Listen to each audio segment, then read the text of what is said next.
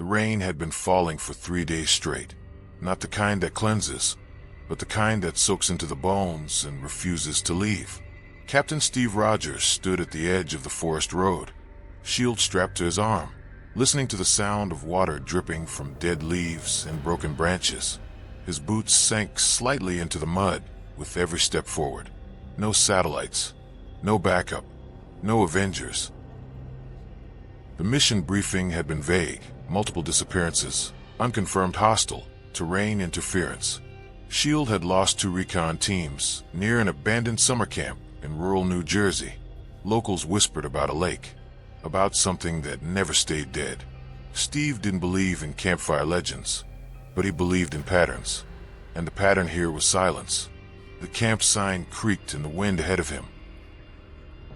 One of the letters hung crooked, tapping softly against rusted nails like a slow heartbeat.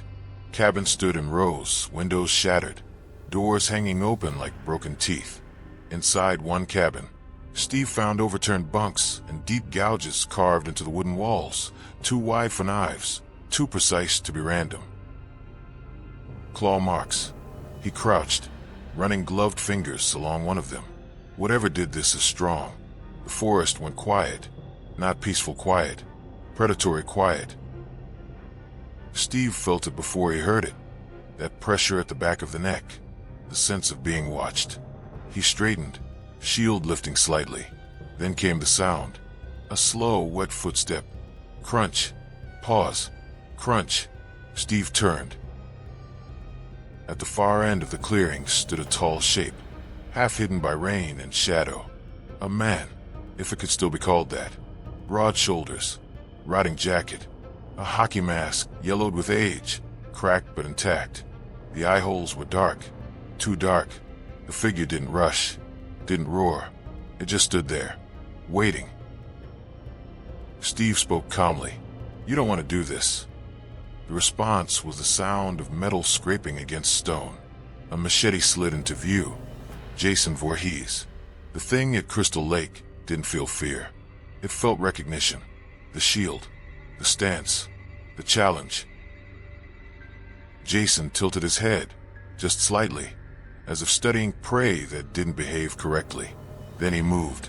Not fast, inevitable. Steve lunged first, shield flashing as it slammed into Jason's chest. The impact echoed through the camp, sending birds screaming from the trees. Any normal man would have been crushed. Jason stumbled back one step. Then he straightened.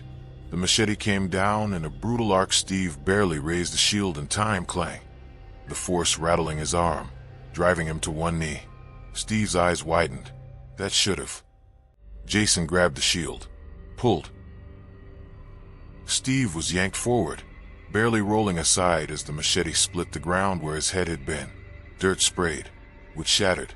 Jason didn't slow, didn't tire, didn't even breathe. This wasn't a man. It was a punishment given form. The hunt. Steve ran. Not in retreat, but repositioning. Trees blurred as he sprinted through the woods, mind racing. Jason followed, not matching Steve's speed, yet somehow never falling behind. No matter how sharply Steve turned, no matter how far he ran, the footsteps always returned. Crunch, crunch, crunch. At the lake's edge, fog rolled thick and low, swallowing sound. The water was black, perfectly still, like an unblinking eye. Steve stopped. Jason emerged from a fog behind him. The machete rose. Steve hurled the shield. It struck Jason's masked dead center. The crack split wider, revealing decayed flesh beneath, gray, waterlogged, wrong. Jason staggered, but didn't fall. Instead, he laughed. Not out loud, but the sound crawled into Steve's head anyway. Steve charged, every ounce of super soldier strength behind the blow. Punch after punch landed, breaking ribs, crushing bone. But Jason only absorbed it, grabbed Steve by the throat, and lifted him effortlessly. Steve gasped, feet dangling above the mud. Jason leaned close. The mask stared into Steve's eyes. Then Jason threw him. Steve crashed through a dock railing and slammed into the lake. Cold darkness swallowed him whole. He sank fast. Above, the surface broke. Jason stepped into the water, walking. Not swimming, walking straight toward the sinking star-spangled figure. Steve's lungs burned. His hand closed around the shield just as Jason reached him. The machete plunged forward underwater, and the shield came up. The impact sent a shockwave through the lake. Bubbles exploded. Jason was driven back, sinking into the depths. Steve kicked upward, breaking the surface, gasping, pulling himself onto the dock. Behind him, the lake went still. Too still. Steve didn't relax. He never did. Minutes passed. Then, a hand burst from the water. Jason hauled himself onto the dock, dripping, relentless, mask cracked, but gaze unchanged. Steve stood exhausted, shield raised. Two symbols of endurance, one fighting for life, the other for death. The rain intensified, and somewhere deep beneath Crystal Lake, something ancient watched, pleased, because some battles were never meant to end. Lightning split the sky.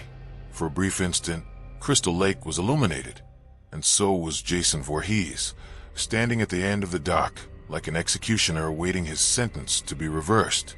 Steve Rogers tightened his grip on the shield. His arm trembled, not from fear, but from exhaustion. Every bone in his body screamed. Still, he stepped forward. "I can do this all day," Steve said. Jason answered by charging. This time, there was no restraint. The dock exploded into splinters as Jason swung the machete with inhuman force.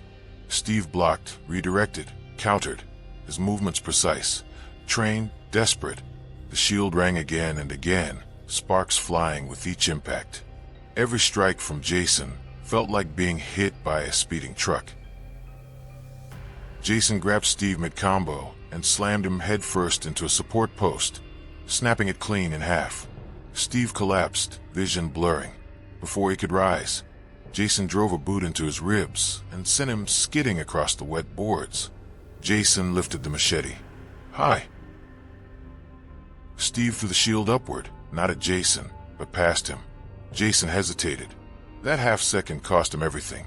The shield ricocheted off a floodlight pole, smashed into a generator behind Jason, and detonated in a shower of sparks and fire. Electricity surged through the dock, into the lake, into Jason. Jason convulsed. Steve didn't stop. He rushed forward, tackling Jason off the dock and into the water. They sank together, under the lake. The world became darkness and pressure. Jason struck first, punching Steve deep into the mud. Steve responded by driving the shield edge first into Jason's mask, cracking it open completely now.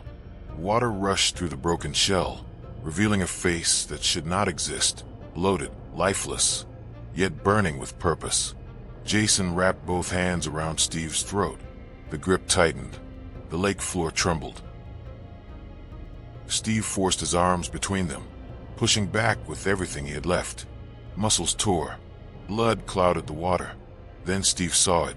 The rusted chain, wrapped around a sunken anchor, old and forgotten. Steve lunged, looping the chain around Jason's torso, then around his neck. Jason thrashed, swinging wildly, but Steve held on, locking the chain in place. Jason raised the machete one last time. Steve kicked it away.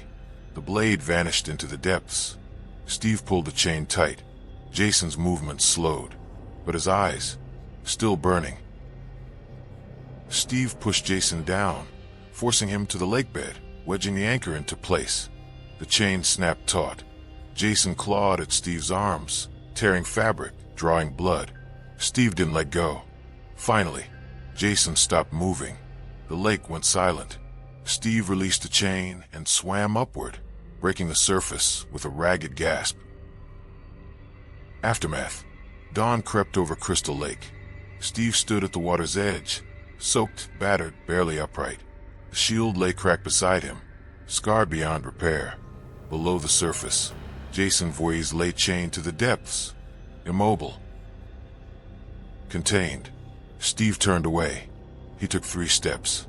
Then, The lake rippled. A single bubble rose to the surface. Steve froze. Behind him, deep beneath the water, Jason's fingers twitched.